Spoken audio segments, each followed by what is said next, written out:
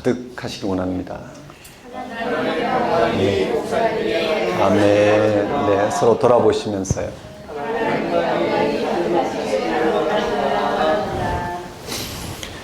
오늘은 주연절 후 첫 번째 주일입니다. 주연절은 예수님을 통해서 하나님이 세상에 실체로 드러난 것을 기리는 절기입니다. 초기독교는 예수님을 통해서 하늘과 땅을 무로부터 창조한 하나님을 경험하였습니다. 그래서 그들은 예수님을 하나님 아들이라고 고백할 수 있었습니다. 예수님이 바로 그 하나님 아들이란 말은 예수님이 창조주와 동일한 권위를 지닌 분이라는 뜻입니다. 태초의 창조가 예수님에게서 완성되었습니다. 이런 신앙의 근거에서 초기독교인들은 당시 시대정신이었던 로마의 절대 권력에 굴복당하지 않을 수 있었습니다.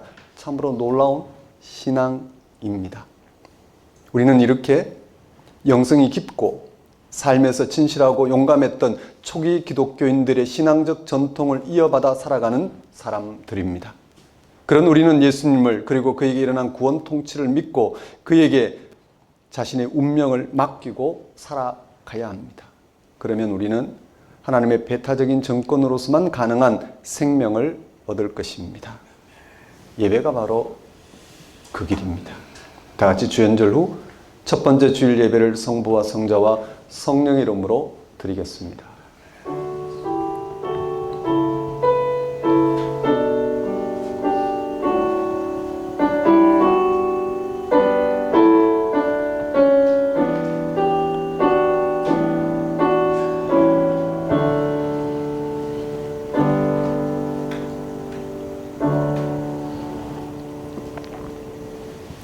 태초에 하나님이 천지를 창조하시니라. 땅이 혼돈하고 공허하며 흑암이 깊음 위에 있고 하나님의 영은 수면 위에 운행하시니라. 하나님이 이르시되 빛이 있으라 하시니 빛이 있었고 빛이 하나님 보시기에 좋았더라. 하나님이 빛과 어둠을 나누사 하나님이 빛을 낮이라 부르시고 어둠을 밤이라 부르시니라. 저녁이 되고 아침이 되니 이는 첫째 날이니라. 천지를 창조하시고 우주 만물의 생명의 근원 되신 하나님, 하나님이 창조주라는 사실과 우리를 부르셔서 창조의 권능으로 새롭게 하셨다는 사실을 예수 그리스도를 통하여 알게 하신 하나님 아버지를 이 시간 찬양합니다. 예수님을 통하여 하나님이 창조주이시며 우리가 피조물을 알고 피조물인 우리가 하나님을 찬양하는 것이야말로 마땅한 도리이며 누려야 될 기쁨이고 참된 안식의 유일한 길임을 믿게 하신 하나님 아버지의 크신 은혜를 이 시간 고백합니다. 주연절기를 통하여 우리가 이 세상의 모든 두려움에서 벗어나서 새로운 생명의 기쁨을 누리게 하신 하나님의 놀라운 일이 예수 그리스도에 있음을 다시 깨닫게 하시는 하나님 아버지를 이 시간 경배합니다.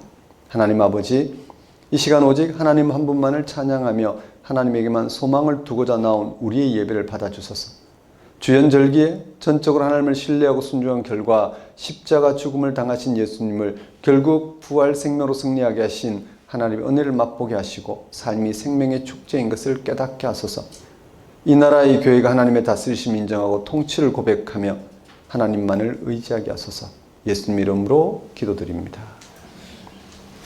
다 같이 경배의 찬송 9장 1절, 2절, 4절 찬양 드리겠습니다.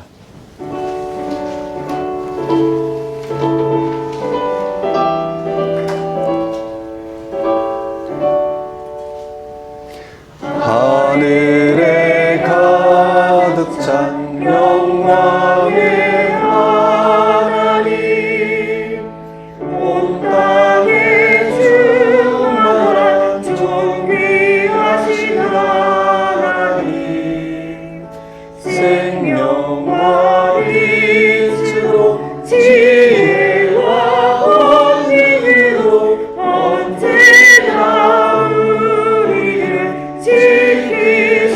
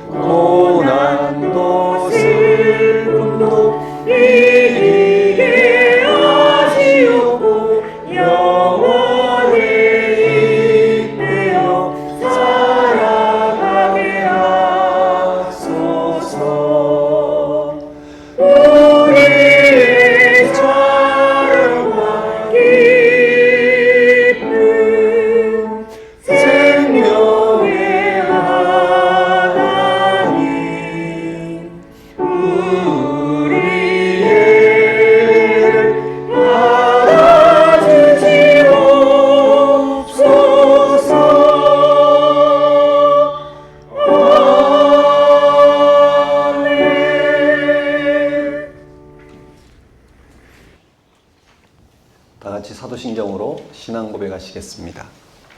나는 전능하신 아버지 하나님 천지의 창조주를 믿습니다.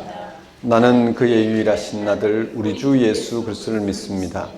그는 성령으로 잉태되어 동정녀 마리아에게서 나시고 본디오 빌라도에게 고난을 받아 십자가에 못 박혀 죽으시고 장사된 지 사흘 만에 죽은 자 가운데서 다시 살아나셨으며 하늘에 오르시어 전능하신 아버지 하나님 우편에 앉아 계시다가 거기로부터 살아있는 자와 죽은 자를 심판하러 오십니다.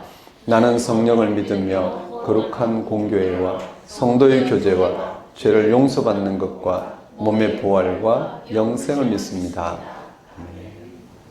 이 시간은 참회의 시간입니다.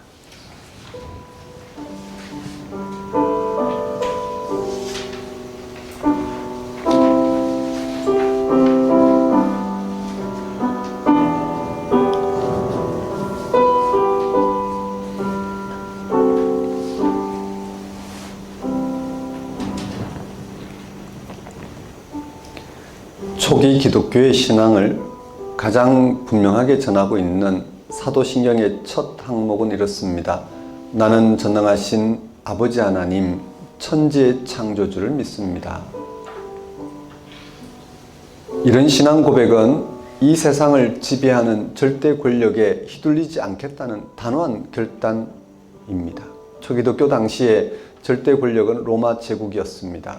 로마 제국은 그렇게 무식한 권력이 아닙니다. 로마 정치와 로마법은 오늘의 관점에서 보더라도 상당히 합리적인 것이었습니다. 당시 음악과 시와 예술도 수준이 높았습니다. 제국은 채찍으로만 지배하지 않았습니다. 늘 당근을 줍니다. 그러나 기본적으로 자신을 절대화한다는 것은 분명합니다. 초기독교는 예배를 드릴 때마다 로마 제국과 황제가 아니라 하나님만이 전능한 존재이시며 그가 하늘과 땅을 창조했다고 고백했습니다. 당시 시대 정신에 대한 저항이었습니다. 참으로 놀라운 신앙입니다. 이런 신앙이 어떻게 가능할까요? 초기독교인들은 아주 특별한 것을 경험했습니다. 로마 제국이 제공하지 못하는 어떤 세계를, 로마 제국의 채찍과 당근으로부터 흔들리지 않는 어떤 것을 경험한 것입니다. 그것은 곧 예수 그리스도 사건입니다. 그들은 예수님을 통해서 절대 생명을 경험했습니다. 이런 경험이 없었다면 그들은 유대교 안에 머물거나 로마 제국의 보호 아래 머물렀을 것입니다. 예수님이 절대 생명이라는 사실을 신약 성경은 여러 가지 방식으로 표현했습니다. 요한복음 1장 1절은 다음과 같습니다.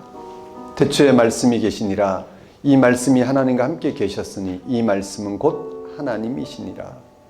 태초에 로고스이신 예수 그리스도가 존재했고 만물은 그로 말미암아 창조되었다는 말씀입니다. 요한복음 기자는 예수님을 통해서 절대 생명을 경험했기 때문에 예수님이 모든 생명의 시원이라 할 태초에 이미 존재했다고 선포할 수 있었습니다.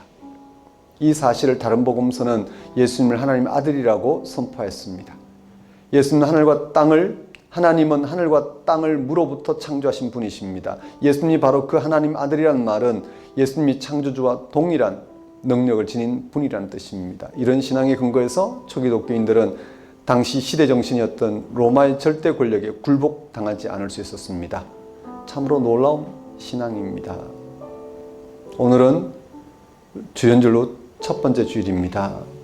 주연절은 예수님을 통해서 하나님이 세상의 생명의 실체로 드러나는 것을 기리는 절기입니다. 예수님이 바로 그 하나님을 경험할 수 있는 장이라는 고백입니다. 태초의 창조가 예수님에게서 완성되었습니다. 그렇습니다. 바로 그 예수님을 그리고 그에게 일어난 구원 통치를 믿고 그에게 자신의 운명을 맡기는 사람은 하나님의 고유한 능력으로서만 가능한 생명을 얻을 것입니다. 사랑하는 성도 여러분, 지난 한 주간의 삶을 돌아보면서 또 새롭게 시작하는 한 주의 삶을 내다보십시오. 여러분의 인생은 어디서 와서 어디로 가는지 정말 예수 그리스도의 사건에 근거해서 헤아린 바 된 대로 거기에 일치해서 새롭게 된 운명을 예수를 통해 나타난 하나님의 생명을 덧입는 방식으로 세상을 대하며 사셨는지요? 이 시간 다시 한번 우리가 살아있으나 죽음이라는 두려움 안에 살아갈 수밖에 없는 우리 운명 앞에서 예수를 통해서 하나님이 그런 운명에서 건져내셔 하나님의 생명의 충만을 덧입도록 하셨다는 사실에 일치해서 세상을 두려움이 아닌 생명 충만한 기쁨으로 살아갈 수 있도록 회개와 간구를 드리도록 하십시다.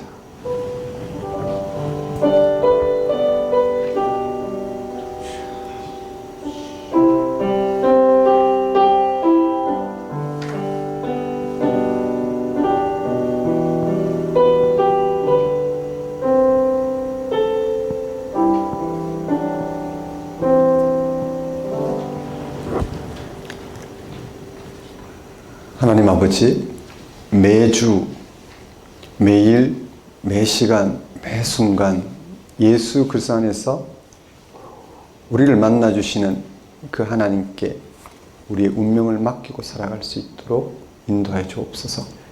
하나님의 함께 하심을 말미암는 그 하나님의 생명은 삶의 열망이나 또 삶의 좌절로부터 우리를 자유케 할 뿐만 아니라 이 삶 자체를 하나님의 고유한 능력으로 충만하게 하는 놀라운 사건임을 주님 깨닫고 삶을 정말 생명 충만하게 대하며 살아갈 수 있도록 역사해 주옵소서.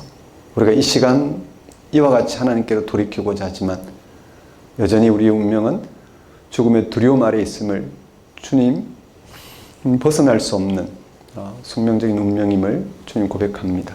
하지만 예수 안에서 하나님께서 우리를 부르신 그 놀라운 구원 사건은 그러한 두려움에서 언제나 벗어날 수 있게 하셨음을 주님 굳게 붙들고 그게 우리의 운명을 맡기는 그러한 시간으로 살아갈 수 있도록 역사해 주옵소서. 예수님 이름으로 기도드립니다. 다시 영광송 1장 찬양 드립니다.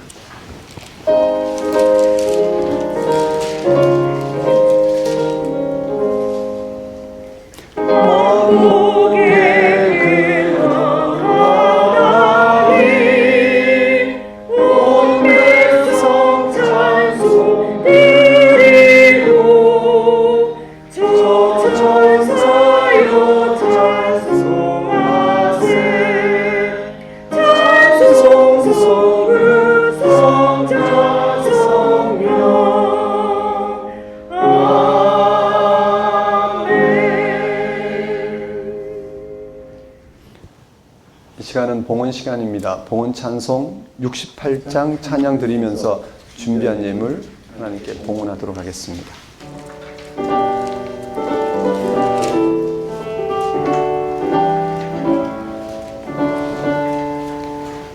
오 하나님 우리의 창조주시니 내 주님께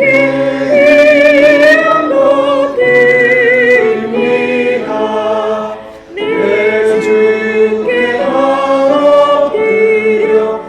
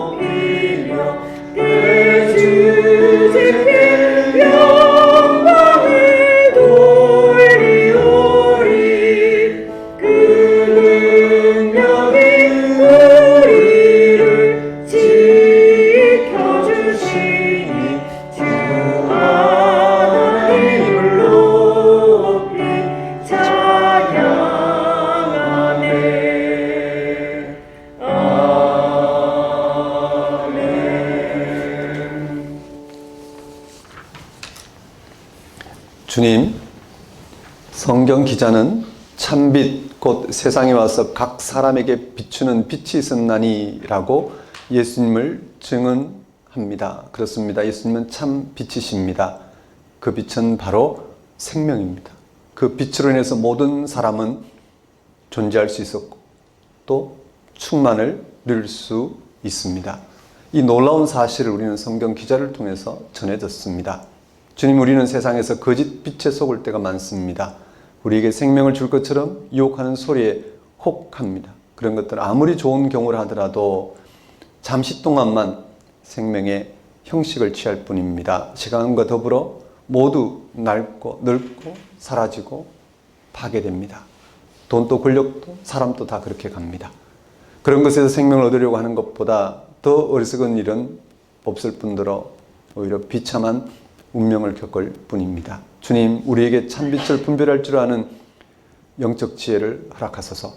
지혜만이 아니라 의지와 결단도 필요합니다. 거짓 빛을 거부하고 참빛을 받아들일 뿐만 아니라 참빛에 참여하는 용기도 필요합니다. 오늘도 빛으로 인도하시어 그 빛으로 우리의 영혼을 생명 충만하게 하시니 우리가 하나님의 크신 은혜를 어찌 찬양하지 않을 수 있겠습니까? 이러한 하나님의 다스림 가운데 살아가게 하신 하나님의 은혜를 이 시간 고백합니다. 우리의 모든 필요를 채우신 하나님께 감사와 영광을 돌리는 것은 우리의 마땅히 행할 바이며 또한 지극한 기쁨임을 알고 하나님 앞에 들고 나온 저희 예물 권신을 받아주소서.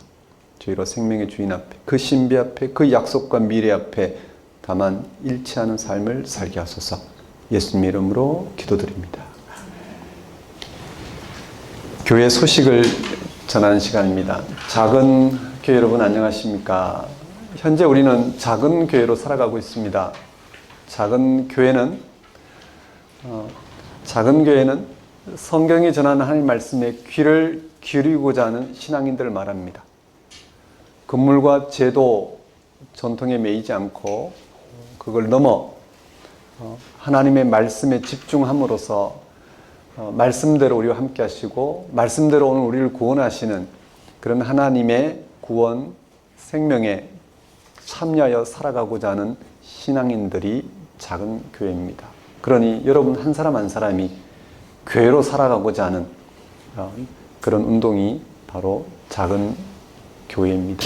여러분 2024년 한 해도 성경이 왜 하나님 말씀인지 문자적으로도 아니고 그 어떤 다른 방식으로도 아닌 성경이 왜 하나님 말씀인지 하나님이 직접 육신의 몸을 입고 우리를 찾아오셔서 하나님을 알게 하신 그 하나님의 말씀을 여러분 굳게 붙드시고 하나님과 함께하는, 그래서 여러분의 운명이 다른 어떤 것에 휘둘리지 않고 훼손되지 않고 하나님에 의해서만 온전하게 되는 그러한 신앙 여정이 되었으면 좋겠습니다. 작은 교회 예배 안내입니다. 1부 주일 예배는 작은 교회 예배 주일 오전 9시 예배입니다. 2부 주일 예배는 작은 교회 함께하는 다음 세대 예배 주일 오전 11시 예배입니다. 오늘 11시에 있습니다. 그 사이 작은 교회 함께하는 다음 세대 신앙 탐구 과정이 있습니다. 작은 교회가 알아본 하나님을 다음 세대와 함께 소통하는 시간입니다. 교리도 아니고 어떤 전통을 되물려주는 것도 아니고 다른 어떤 것도 아닌 하나님이 우리와 함께 하신다는 사실을 우리가 알아본 만큼 아이들과 실험하면서 그 하나님께 눈을 떠도록 그 하나님께로 조금이나마 나아갈 수 있도록, 아니 그들에게 하나님이 함께 하신다는 사실에 정말 민감해질 수 있도록 하는 그런 신앙 여정입니다. 오늘은 7차 마지막 신앙 탐구입니다. 그리고 다음 주 13일, 14일 1박 2일 캠프가 있습니다. 토요일 주일이죠. 장소는 북촌 가운제입니다. 안국역입니다. 주보를 참고하시면 될 것 같습니다. 1월달 4주간 예배 안내입니다. 오늘 첫 주 서초구 TMD 교육그룹 지하 1층에서 드리고 있습니다. 다음 주는 다음 세대 캠프가 있습니다. 그래서 북촌 가운제에서 예배를 드립니다. 그리고 셋째 주는 노원구 건양백화점 5층에서 예배 드립니다. 그리고 마지막 주는 다시 서초구 TMD 교육그룹 지하 1층에서 청년과 함께 드린 작은 교회 예배로 드립니다. 네, 불편하시지만 그래도 작은 교회로서 건강하게 교회되게 하신 사건에 집중하고자 하는 몸부림이라 생각해 주시고 함께 그렇게 따라 나서 주시면 좋겠습니다. 그리고 작은 교회 유튜브 채널이 바뀌었습니다. 작은 교회 온전한 세상을 향하여 라는 채널명으로 유튜브 채널이 바뀌었습니다. 지금 실시간 방송되는 채널이 바로 바뀐 채널입니다. 2024년 1월 7일 주일 오늘부터 성경 공부가 시작됩니다. 주일 저녁 8시에 있습니다. 바울 서신인데 갈라디아서부터 시작합니다. 갈라디아서부터 시작합니다. 교재가 나와 있습니다. 그 교재를 오늘 나오신 분들은 받아가시고 또 강의 시간에 주소를 알려주시면 톡을 알려주시면 우편으로 보내드리도록 하겠습니다. 오늘 주연절 절기인데 또 우리 작은 교회 성경 공부가 또 시작되는 주간입니다. 그래서 오늘 저녁에 공부할 갈라디아서 말씀을 본문 삼아 우리 하나님의 말씀에 집중해 가는 그런 시간이 될 수 있도록 그렇게 준비를 했습니다. 그리고 헌금에 대한 문의는 주부를 참고해 주시면 좋겠고요. 2023년 12월 재정보고입니다. 11조가 500여만 원이고 감사헌금이 한 170여만 원입니다. 외부 헌금 포함해서 전체 수입이 약 700만 원입니다. 지출이 시즌3 후원까지 해서 약 350여만 원이고 사역자 4인 사역비, 그 다음에 선교비 지출되었습니다. 해서 전체 한 550여만 원 지출되었습니다. 잠깐 기도하겠습니다. 하나님 아버지, 작은 교회로서 살아가고자 하는 저희들에게 오히려 하나님의 은혜가 가득하다는 사실을 깨닫고 그 은혜에 집중할 수 있도록 인도하여 주옵소서. 작은 교회로 헌신하는 손길 위에 주님의 은혜를 더욱 풍성하게 부어주셔서 오직 그 은혜에 사로잡히는 그 영혼의 충만을 맛보고 살아갈 수 있도록 주장하여 주옵소서. 예수님 이름으로 기도드립니다. 오늘 우리에게 주신 하나님 말씀을 보겠습니다. 우리에게 주신 하나님 말씀은 갈라디아서 1장 6절에서 10절까지 말씀입니다.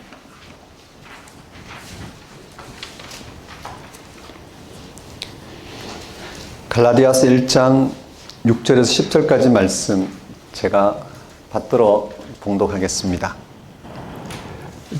그리스도의 은혜로 너희를 부르신 이를 이같이 속히 떠나 다른 복음을 따르는 것을 내가 이상하게 여기노라.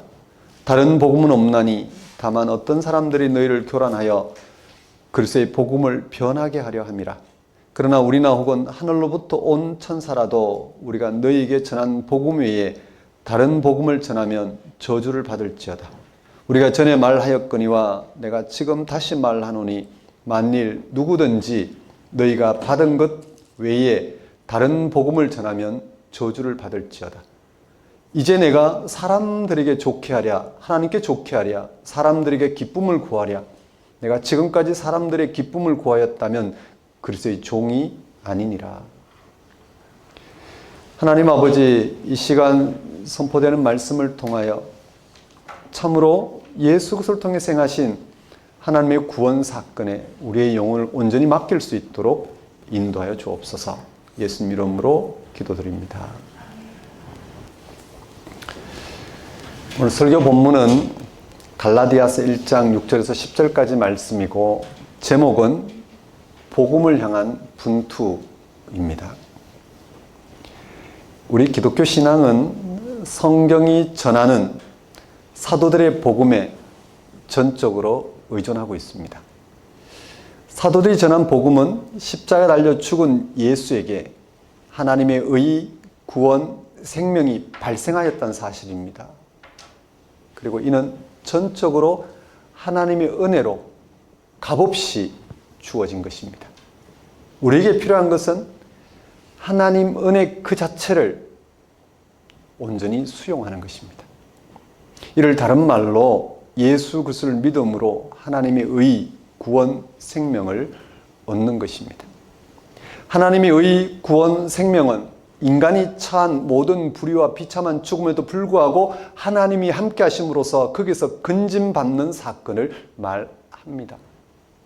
여기에는 인간적이고 세속적인 행위나 업적이 필요 없습니다. 뭘 덧붙일 필요가 없습니다.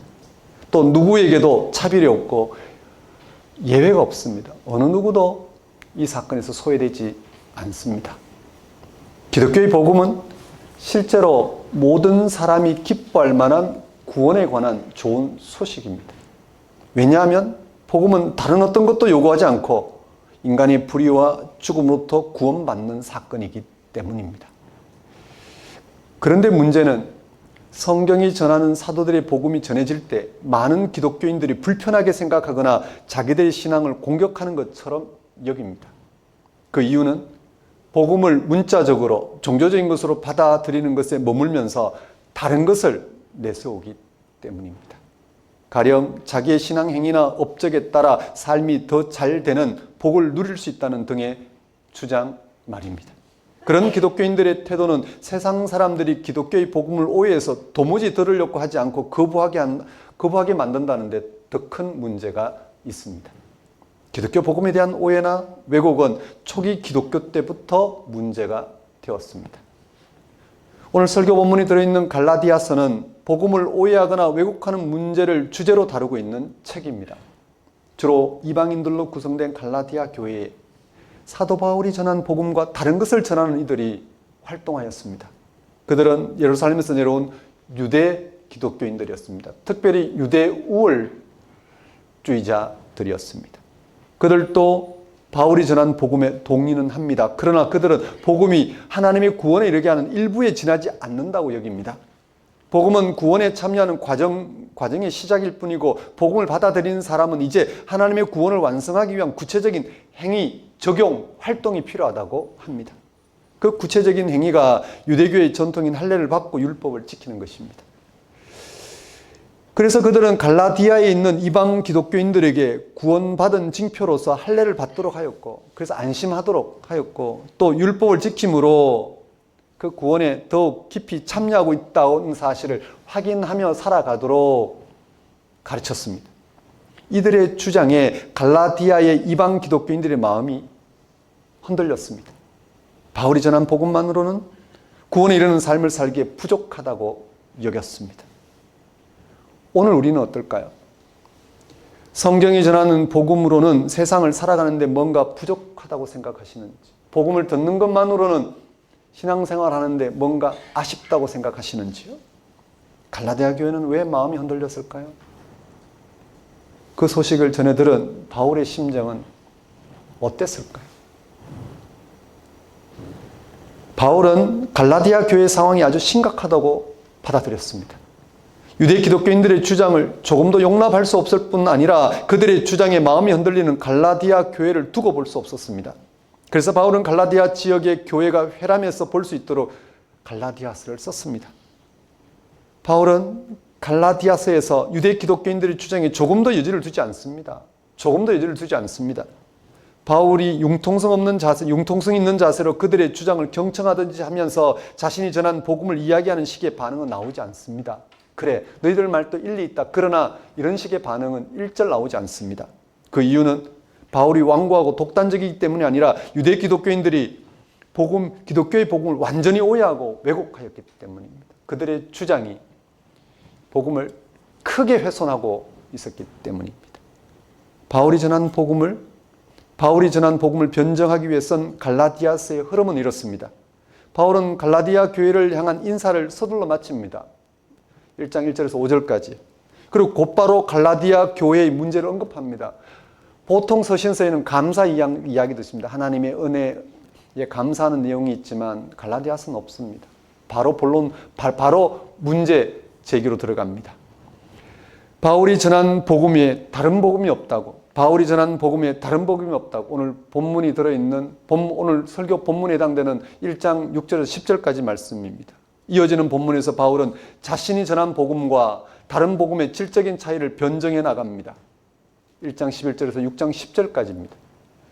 본론은 세 부분으로 나눠집니다. 첫 번째 부분 1장 11절에서 2장 21절에서는, 즉 1장 2장에서는 복음이 이루어진 역사적 사건을 들어 복음이 어떻게 세상에 이루어졌고 기독교인들이 어떻게 하나님의 구원에 참여하게 되었는지 실제 일어난 사건을 들어서 해명합니다.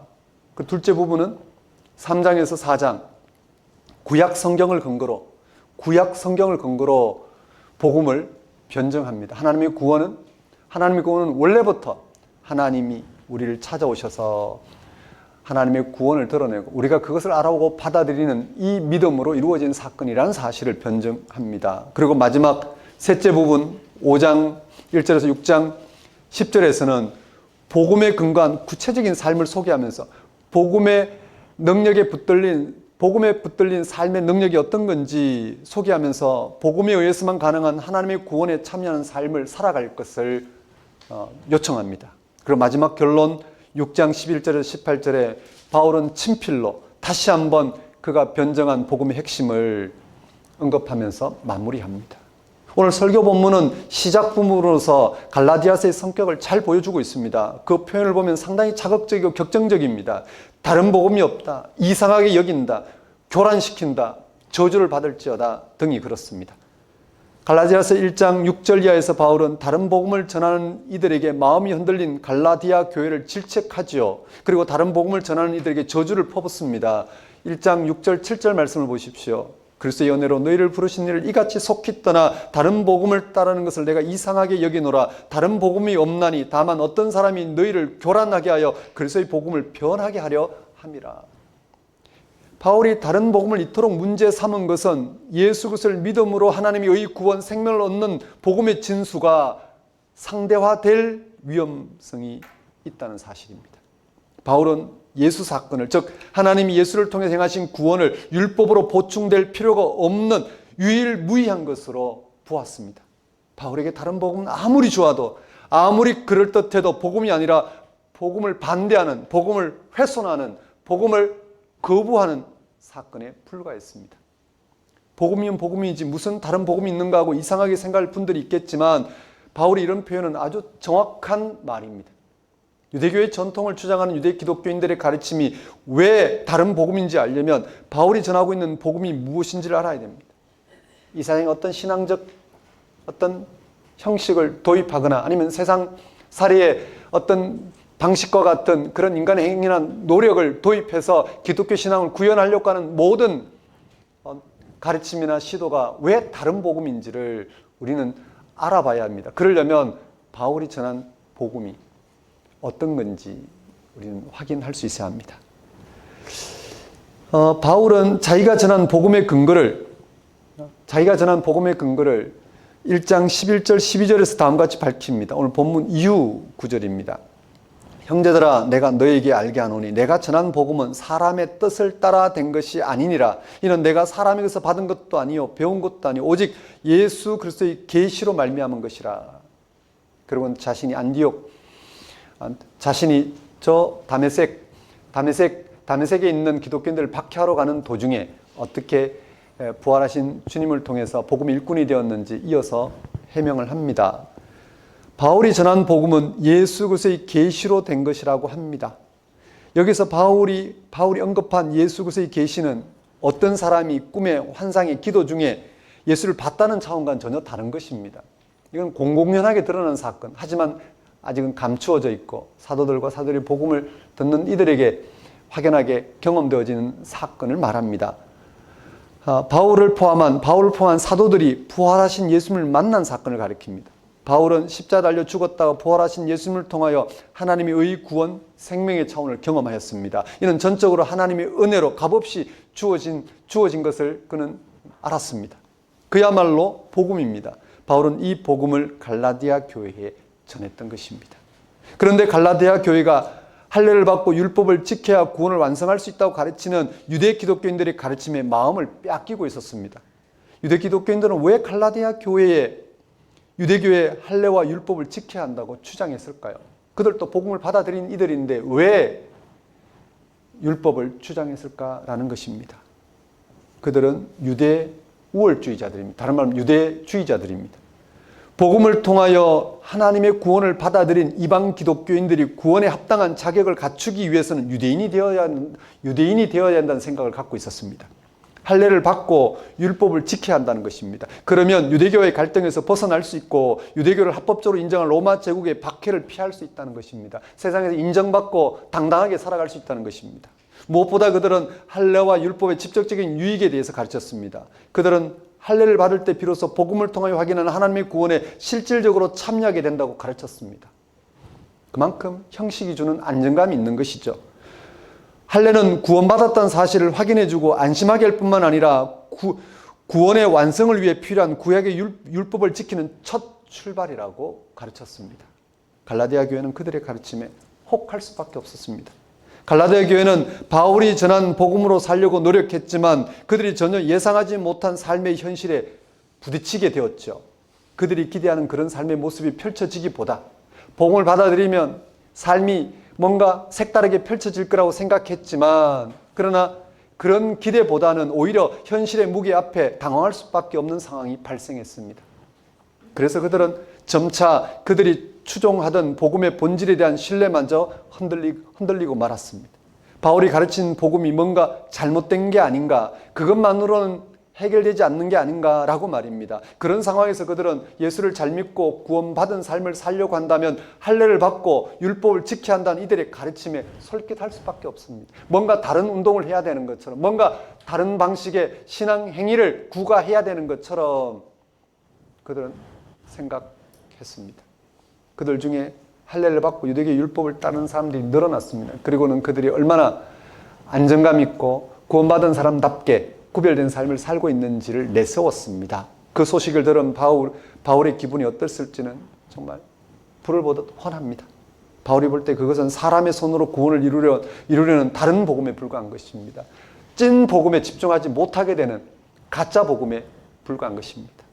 유대 기독교인들의 가르침이 왜 사람의 손으로 구원을 이루려는 다른 복음에 불과한지를 바울이 쉽게 예를 들어 설명하고 있는 부분을 통해 한번 확인해 보려고 합니다. 갈라디아서 4장 7절에서 바울은 율법과 복음의 관계를 종과 아들의 비유로 설명합니다. 4장 7절은 이렇습니다. 그러므로 네가 이후로는 종이 아니요 아들이니 아들이면 하나님을 말미암아 유업을 받을 자니라. 참으로 적절한 표현인 것 같습니다. 복음을 통해 펼쳐진 하나님과 우리의 관계를 종과 아들의 비유로 해명하고 있습니다. 이전에는 율법 아래에서 종노릇하다가 속량되어 하나님의 아들로서 유업을 받게 되었다는 사실입니다. 여기서 결정적인 것은 예수님입니다. 하나님께서 마리아에게서 태어난 자신의 아들 예수를 통하여 우리를 종이 아니라 아들로서 하나님의 유업, 하나님과의 관계, 하나님의 의, 구원, 생명을 받게 하셨다는 것입니다. 즉 예수로 인해서 종의 신분에서 아들의 신분으로 변화된 것입니다. 여기서 종은 무엇이고 아들은 무엇을 가리키는 것일까? 율법 아래에서 종노릇 한다는 것은 무엇이고 예수를 통하여 아들로서 하나님의 유업을 받는다는 것 실제적으로 무엇을 말하는 것일까? 우리는 분별할 수 있어야 합니다. 먼저 우리가 확인해야 할 것은 성경에서 전하고 있는 하나님과 인간의 관계는 세상에 대한 하나님의 창조 사건에 근거하고 있습니다. 하나님은 세상의 생명을 창조하시고 모든 생명 활동을 가능하게 하시고 결국 세상의 생명이 가지고 있는 모든 불의와 한계에도 불구하고 질적으로 새롭게 하시는 창조주이십니다. 즉 다시 말해서 하나님은 생명의 주라는 것입니다. 인간은 생명의 주 대신 하나님에 의해 생명 활동에 참여하게 된 피조물입니다. 지금 인간이 수고하고 활동하는 모든 삶이 전적으로 하나님에 의해서 가능한 선물입니다. 인간은 하나님에 의해 창조되었지만 하나님의 생명에 참여하여 살아가도록 하나님의 형상, 하나님의 생명을 덧입는 형상으로 창조되었습니다. 이 말은 인간이 하나님이 창조한 세상 속에 살아가지만 세상에 속하지 않고 하나님에 의해서만 가능한 생명을 선물로 받았다는 것입니다. 그래서 세상의 위기, 한계, 운명으로부터 자유롭고 하나님의 영원한 생명으로 충만하게 살아가는 존재입니다. 이는 인간이 세상에서 구원, 생명을 얻기 위해 더 이상 자기 업적에 매달리지 않아도 되는 존재, 세상 것으로 덧입지 않아도 괜찮은 존재라는 것입니다. 이러한 하나님과 인간의 관계가 예수 그리스도에게서 온전히 성취되었습니다. 갈라디아서를 기록한 바울을 포함한 초기독교는 2000년 전 이 땅에 태어나신 예수님을 통하여 하나님과의 관계에서 경험하는 생명을 경험했습니다. 예수님은 어머니 마리아에게서 태어난 하나님 아들로서 하나님과의 온전한 관계에 일치하여 사셨습니다. 하나님과 우리의 관계가 어떤 건지를 밝히셨단 말입니다. 예수님은 어머니 마리아에게서 태어난 하나님의 아들로서 하나님과 온전한 관계에 일치하여 사셨습니다. 결국 십자가에 처형당하는 비참한 죽음을 당하셨지만 죽은 자 가운데 다시 살아나심으로 하나님의 영원한 생명을 취하셨습니다. 그를 통하여 하나님과의 관계에서 세상의 죽음과 고난과 허무가 극복되었고 모든 사람의 생명이 그 어떤 궁핍이나 불행, 위기나 한계를 당하더라도 파괴되거나 사라지지 않는 하나님의 생명이 보정된다는 사실이 드러났습니다. 예수 그리스도 안에서 이미 하나님과의 관계를 맺고 있는 우리는 하나님에 의해서 어떠한 비참한 운명에 처하더라도 그걸로 훼손되지 않고 그 하나님의 생명으로 거듭나게 된다는 사실을 우리는 확인하게 되었습니다.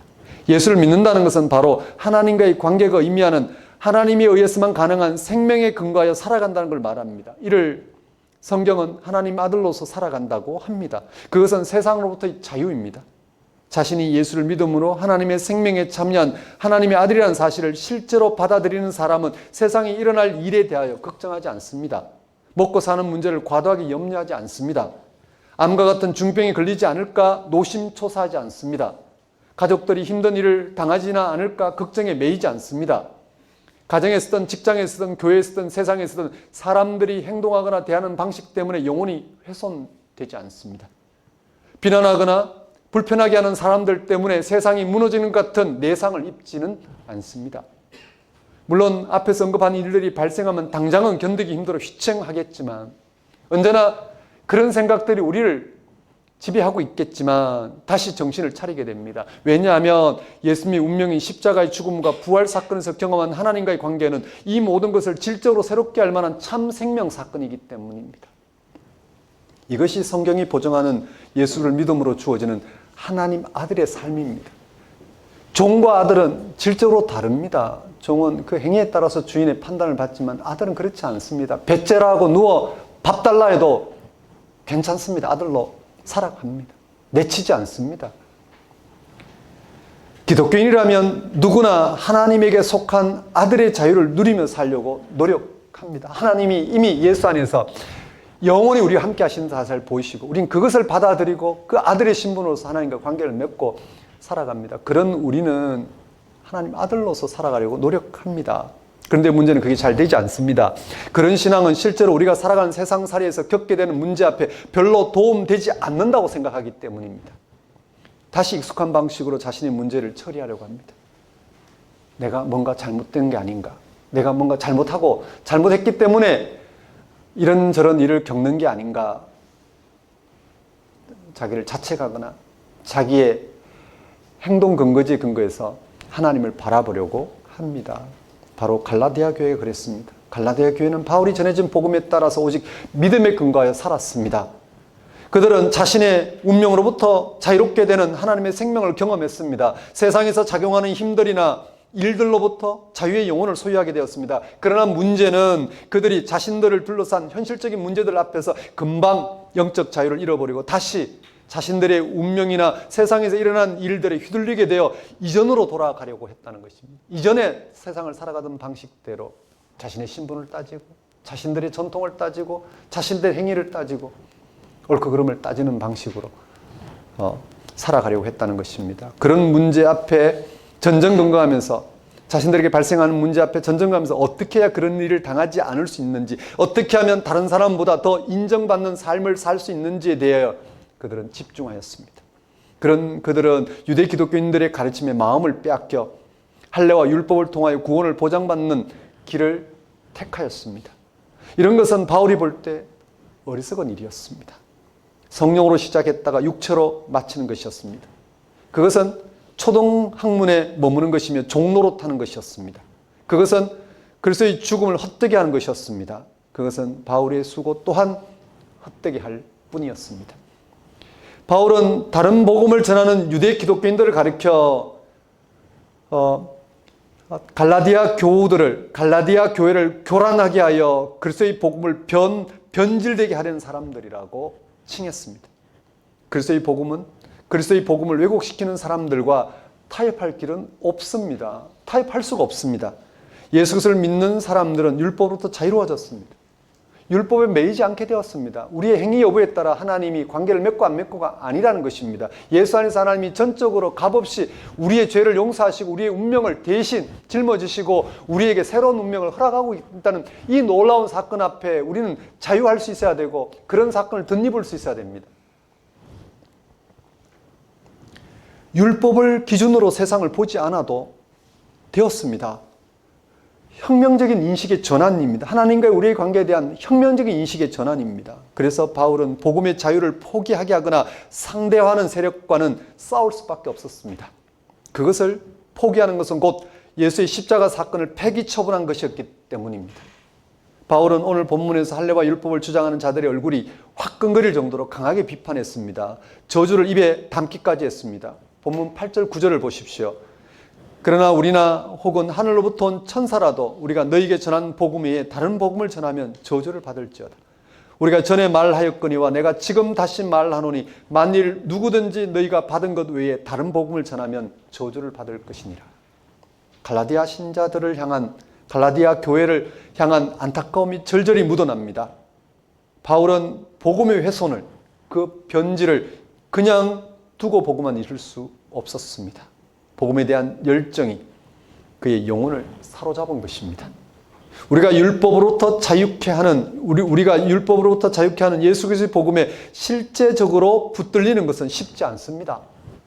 사도 바울이 다른 복음을 전하는 유대 기독교인들을 저주하면서까지 지키려고 했던 복음의 자유를 우리 누리고 있을까요? 그 사실을 우리는 무엇으로 확인할 수 있을까요? 겉으로 확실하게 드러나는 표시도 없습니다. 유대 기독교인들도 바울을 향해서 그렇게 반론을 펼쳤을 것입니다. 율법의 지배로부터 완전히 자유케 되었다고 하는데 그 증거를 대라고.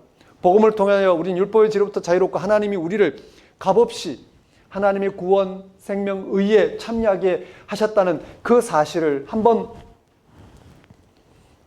그 사실에 대한 증거를 한번 대보라고 그들은 공공연하게 외쳤을 것입니다. 오늘 또 기독교인들은 그런 반론을 만납니다. 당신들이 예수를 믿고 구원받았다는, 즉 자유로워졌다는 증거를 대라. 말씀 공부를 그렇게 하는데도 뭔가 달라진 게 있으면 한번 좀 내세워 보라고 합니다. 맨날 똑같다라고. 당신은 맨날 똑같은 말만 하면서 똑같은 태도를 취하면서 뭐가 달라졌다고 하는지 한번 증거를 대라고 합니다. 그런 증거를 대려고 여러 가지 노력을 합니다. 교회는 그런 증거를 대려고 여러 가지 노력을 합니다. 교회당도 건축하고 신비한 환상을 자랑하기도 하고 신앙생활을 열심히 하게 되었던 말도 합니다. 1년에 성경을 몇 독을 하는지도 자랑하고 자신의 기도가 얼마나 하나님 앞에 열심히 기도 생활을 하고 있는지도 자랑합니다. 그러나 그런 것들은 증거가 되지 못합니다. 사실 우리에게 보이는 외적인 증거는 없습니다. 오히려 그것으로 해결되지 않는다는 것. 우리 인생은 그 어떤 것으로 달라지지 않는다라는 것. 인간이 처한 죄된 현실은 그것으로 벗어날 수 없다는 것. 오직 그리스도 안에서 하나님의 구원의 빛 가운데 설 때만이 우리가 우리의 운명이 자유롭게 되었다는 사실을 확인할 뿐이지 그 어떤 것으로도 달라진 것을 내세울 수 없다는 것. 죽기 전까지는 죄인으로 우리는 살아갈 수밖에 없다는 사실을 확인할 뿐입니다. 바울이 제시하는 증거는 우리가 아들의 명분을 얻었다는 것입니다. 예수님은 하나님으로부터의 버림받음을 가리키는, 하나님으로부터 버림받은 사건을 가리키는 십자가에서 하나님께 자신의 운명을 맡겼습니다. 예수님이 선포한 하나님 나라 때문에 예수님은 십자가에 못 박혔지만, 그러나 아버지, 내 영혼을 아버지 손에 부탁하나이다 라는 말씀과 함께 십자가에서 숨을 거두셨습니다. 예수님은 하나님이 자신의 죽음과 운명을 다 맡길 수 있는 대상이라는 차원에서 하나님을 아버지로 신뢰했습니다. 바로 그 하나님은 예수를 죽은 자 가운데 살리셨습니다. 죽음의 질서로부터 생명의 질서로 자리를 옮기셨습니다. 바로 이 예수님으로 인해서 이제 그를 믿는 자들에게 생명의 질서로 옮겨지는 아들의 명분을 허락하셨습니다. 죽음으로부터 생명으로 해방시키는 하나님의 유업에 참여하는 아들로서의 지위를 허락하셨습니다. 이것이 바로 율법으로부터 자유케 된 증거입니다. 당시의 유대 기독교인들의 주장과 바울의 주장 중에서 어느 쪽이 더 지지를 받았을까? 당연히 유대 기독교인들의 주장입니다. 바울의 주장은 지금 기독교의 토대가 되었지만 당시에는 소수의 목소리였습니다. 유대 기독교의 주장의 설득력이 더 큰 이유는 그것이 그럴듯하고 효율적이기도 했다는 것입니다. 신앙생활 하는 데는 기가 막히게 딱딱 들어맞았기 때문입니다. 교회 생활에서도 그런 것이 세련돼 보이고 뭔가 있어 보입니다. 반면에 바울의 주장은 뭔가 구체적이지 않아 보입니다. 손에 잡히는 게 없어 보입니다. 우리가 종이 아니라 하나님의 유업에 참여하게 된 아들이 되었다는 사실이 손에 잡히지 않는 것입니다. 계속해서 아들 되었다는 사실을 확인하고 거기에 집중한다는 것이 피곤하기도 합니다. 갈라디아 지역의 기독교인들도 바울이 전한 복음만으로 교회 생활을 하는데 한계가 있었습니다. 교회 안에서 서로 싸우기도 하고 각종 문제도 일어났습니다. 그럴 때 율법을 함께 지켜야 한다는 유대 기독교인들의 주장이 그들의 마음을 흔든 것입니다. 뭔가 겉으로 보이는 실적을 쌓고 질서를 잡아가야 한다고 생각하지 않을 수 없었습니다. 이들에게 변덕이 많거나 신앙 자체가 없어서 그런 게 아니라 바울이 말하는 그 신앙의 깊이를 충분히 따라갈 수 없어서 한눈 먼저 판 것입니다. 이런 일들은 지금 또 반복되고 있습니다. 교회는 어떤 다른 질서가 작용하고 있습니다.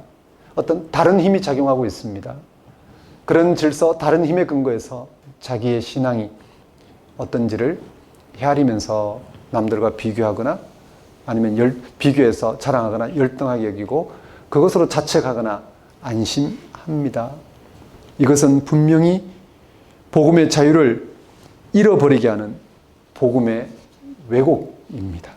복음의 왜곡은 오늘 우리의 현실에서 전방위적으로 드러나고 있습니다.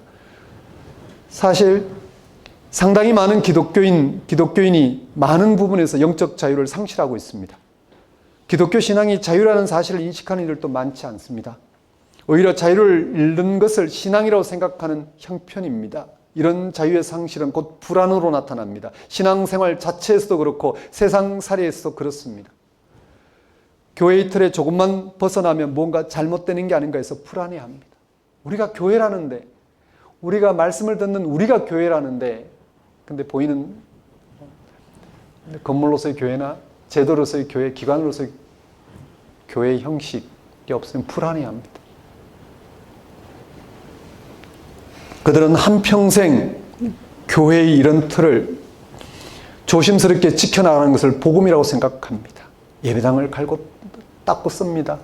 거기서 눈물을 흘리고 닦고 씁니다. 매일 예배당을 출입하며 마치 하나님을 대신 지켜드릴 수 있는 것처럼 예배당을 본인이 지킨다고 생각합니다. 이런 불안은 이 세상살이에서 뭔가 잘못되지 않을까 하는 염려로 이어집니다. 자신이 계획하고 있는 일들이 성취되지 않을지 모른다는 불안에 사로잡혀 있습니다. 물론 기독교인으로서 세상살이를 뻔뻔스럽게 하는 것도 잘못이지만 매사에 불안하게 살아가는 것도 큰 문제일 것입니다. 지금 우리는 왜곡된 복음에서 벗어나 바른 복음에 근거하여 신앙생활을 하기 위해서 여기에 모였습니다.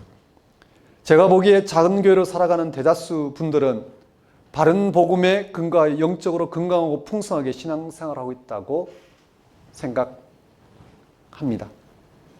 복음의 본질을, 즉 복음이 주는 해방과 자유를 누리고 있다는 뜻입니다. 우리가 지금 경험하고 있는 이런 복음의 역동성이 앞으로 언제까지 지속될 수 있을까? 또 어떻게 해야 계속적으로 우리를 자유케 하는 복음의 역동성 가운데 신앙생활할 수 있을까? 바울은 복음을 변질시키는 유대 기독교인들을 향하여 격정적으로 대하면서 복음을 지키고자 분투했습니다. 그의 그런 분투가 있었기에 오늘의 기독교가 가능했습니다. 그게 없었다면 초기독교는 유대교의 아류로 전락했을지 모릅니다. 이런 복음의 자유를 우리는 알아보지 못했을 것입니다. 바울은 자신의 과격한 표현이 단순히 감정적인 데서 나온 게 아니라 훨씬 근원적인 데서 나온 것이라는 사실을 두 가지 신앙 형태를 대비하는 것으로 해명합니다. 10절 말씀을 보십시오. 이제 내가 사람들에게 좋게 하랴, 하나님께 좋게 하랴, 사람들에게 기쁨을 구하랴. 내가 지금까지 사람들의 기쁨을 구하였다면 글쎄 종이 아니니라. 사람을 기쁘게 하는 것과 하나님을 기쁘게 하는 것 사이의 대비입니다. 사람을 기쁘게 하는 것은 예수를 믿는 것으로 만족하지 못하고 율법과 할례를 받아들이는 신앙이며, 하나님을 기쁘게 하는 것은 오직 예수를 향한 믿음에만 천착하는 신앙입니다. 복음 그 자체에 집중하는 신앙입니다. 전자는, 사람을 기쁘게 하는 것은 지금 갈라디아 지역의 교회에 들어와서 원래 바울이 전한 복음을 파괴한 유대 기독교인들의 신앙이며 주장이며, 후자는 물론 바울을 중심으로 한 이방 기독교인의 신앙입니다. 바울의 복음을 받아들인 이방 기독교인의 신앙입니다. 이를 조금 풀어서 본다면, 사람을 기쁘게 하는 것은 사람에게서 구원의 가능성을 찾는 것이며, 즉 신앙인의 행위와 업적에 따라 하나님과의 관계를 헤아리는 것이며, 하나님을 기쁘게 하는 것은 오직 하나님에게만 구원의 가능성을 두는 것입니다. 하나님이 예수를 통해서 우리를 은혜로 대하신다는 사실에 근거해서 우리는 정말 아들로서 엄마 밥 줘 하더라도 아무 문제가 없는, 하나님 베푸신 사건을 마음껏 요구할 수 있는 그런 신앙 상태에 있는 것이며, 하나님을 기쁘게 하는 것은 그런 하나님에게 구원의 가능성을 두는 것입니다. 이런 대답이 너무 상투적으로 들릴지 모르겠지만 실제로는 신앙의 아주 엄중한 어떤 사태를 가리키는 것입니다. 우리는 표면적으로는 하나님을 기쁘게 하는 복음을 따른다고 하지만 내면적으로는 거꾸로 사람을 기쁘게 하는데 머물 때가 많습니다. 사람을 기쁘게 한다는 말도 두 가지 의미로 구분할 수 있습니다. 하나는 남을 의식하는 신앙이며, 다른 하나는 자기의 종교 업적에 만족하는 신앙입니다. 새벽 기도로부터 시작해서 지나칠 정도로 많은 집회도 역시 이런 만족의 발로일 경우가 많습니다. 신앙 공동체가 늘 신앙의 본질에만 천착하기 쉽지 않겠지만, 가능한 대로 최선으로 그런 영적 긴장감을 놓치지 않도록 노력해야만 결정적인 복음의 왜곡 위기와 유혹을 벗어날 수 있을 것입니다. 바울은 마지막으로 사람의 기쁨과 환심을 사지 않는 자신의 신앙을, 그래서 하나님께 좋게 하는, 즉 하나님을 기쁘게 하는, 하나님을 기쁘게 하는 자신의 신앙을 그리스도의 종이라는 자기 정체성을 통하여 해명합니다. 10절 후반절에 보십시오. 그리스도의 종이 아니니라. 그렇게 하면 그리스도의 종이 아니니라고 언급했습니다. 그리스도의 종은 오직 그리스도를 따를 뿐입니다. 그리스도를 따른다는 것은 그리스도의 구원에 전적으로 의존하는 사람, 의존한다는 것입니다. 그런 구원에 대한 인식이, 그런 구원에 대한 차원이 명백한 사람은 무슨 일에도 자고우면하지 않습니다. 자기 행위나 업적에 따라 자기를 좀 어떻게 해보려고 하지 않습니다. 오직 그리스도를 통한 하나님의 구원의 근거에서 자기의 운명을 분명하게 헤아리려고 할 것입니다. 이런 신앙에서 바울은 투쟁해야 할 바로 그 순간에 배수진을 친 심정으로 참된 복음을 변증하고자 투쟁했습니다. 우리도 그리스도인입니다. 그리스도인의 말은 그리스도의 종이라는 말입니다. 예수님에게 일어난 사건에 전적으로 집중하고자 하는 그리스도인입니다. 세상을 향한 하나님의 의, 구원, 생명 사건을 알아보고 그게 일치하여 그것으로 말미암는 우리의 경험이 어떤 것인지, 그것이 그렇지 않은 다른 복음과 어떤 질적인 차이가 있는지를 확인하고 그 복음에 일치하여 복음의 자유를 누리고자 하는 그리스도인입니다. 사랑하는 성도 여러분, 우리가 세상을 살아가다 보면 많은 도전이 있을 것입니다. 인간이라면 겪을 수밖에 없는 여러 현실적인 어려움을 겪을 것입니다. 그래서 세상의 처세술 같은 초등학문과 율법 같은 거짓 가르침이 여러분을 유혹할 것입니다. 그런 가르침을 따를 때 여러분의 삶이 보다 나아질 것이라는 유혹 말입니다. 그렇게 자신을 닥달하여 삶이 좀 나아지면 은혜라 하고, 그렇지 못하면 자책합니다. 내가 먼저 문제가 있을까? 하나님이 나를 지금 어떤 시험을 하고 계신 게 아닌가 하고 말입니다. 그렇게 점점 길들여져 갑니다. 그런 우리는 다행히도 복음을 위하여 분투한 바울과 같은 사도들을 통하여 십자가 달려 죽은 예수에게 하나님의 구원, 생명이 나타났고, 이는 전적인 하나님의 은혜로 값없이 주어졌다는 소식을 거듭해서 듣습니다. 그래서 예수 그리스도를 믿는 우리는 이미 하나님의 의, 구원, 생명에 참여한 아들이 되었다는 사실을 확인합니다. 모든 율법으로부터 자유케 되었다는 사실도 확인합니다. 그러니 여러분, 사람의 손을 통해서 하나님의 의를 이루어보려는 신앙에서 벗어나십시오. 예수 그리스도를 믿음으로 이루어지고 구원받는 복음 사건에 더욱 귀를 기울이십시오. 복음의 자유를 빼앗기지 마십시오. 다른 데 기웃거리지 마십시오. 다른 것으로 복음을 흉내내지 마십시오. 오직 복음 사건에 집중함으로 그 복음의 깊이로 들어가십시오. 그리고 우리를 다시 종으로 삼으려는 목소리에 붙들리지 않도록 하나님 아들로서 당당하게 그리스도 안에서 우리를 구원하시는 하나님과의 관계를 늘 확인하시면서 그렇게 살아가십시오. 그것이 최선입니다. 그런 한 주가 되시기를 권면드립니다. 기도하겠습니다. 하나님 아버지, 십자가 달리신 예수님을 통해서 하나님이 값없이 우리에게 하나님의 의, 구원, 생명을 베푸셨다는 사실을 알아보고 그게 일치하여 하나님의 의, 구원, 생명을 얻는 하나님의 아들로서 세상을 당당히 살아가는 작은 교회가 될 수 있도록 인도하여 주옵소서. 종이 아니라 아들이라는 이 사실이 복음을 통해서 우리에게 이루어진 우리의 신분의 변화임을 굳게 붙드시고 다시는 세상과 우리로부터 하나님을 생각하는 것이 아닌 예수 안에서 우리를 만나주신 그 하나님부터 우리를 생각하며 하나님 허락하신 이 세상을 정말 하나님 은혜로 대하며 살아갈 수 있도록 주장하여 주옵소서. 예수님 이름으로 기도드립니다. 다 같이 일어나셔서 결단의 찬송 137장 찬양 드리겠습니다.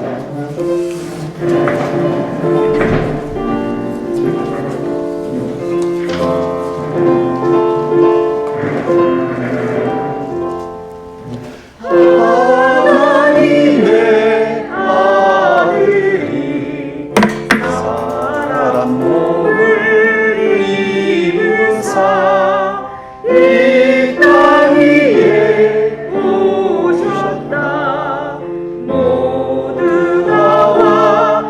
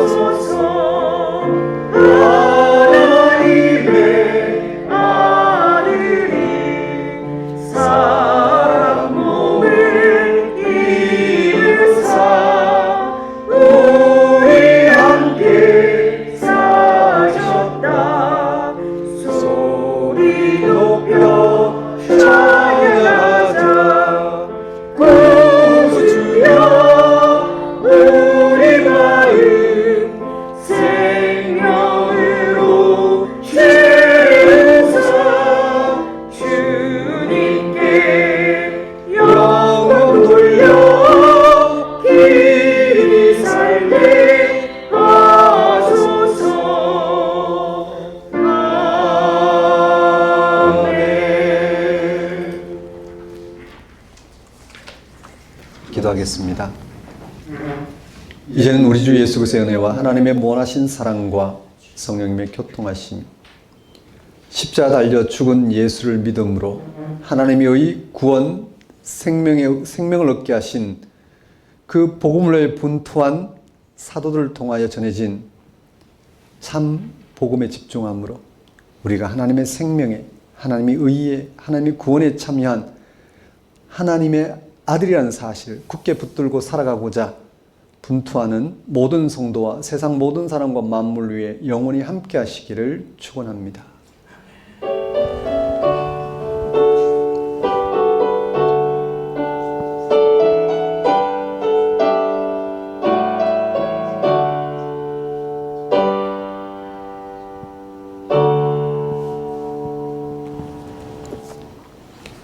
예배를 마치겠습니다.